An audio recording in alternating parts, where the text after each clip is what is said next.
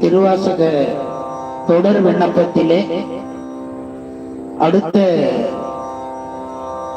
விண்ணப்பமாக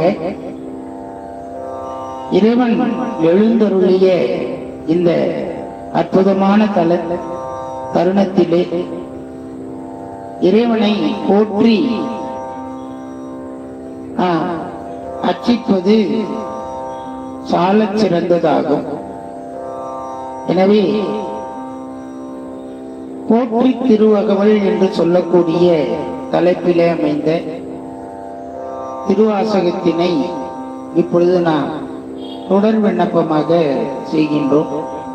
இதிலே 224 வரிகள் அமைந்த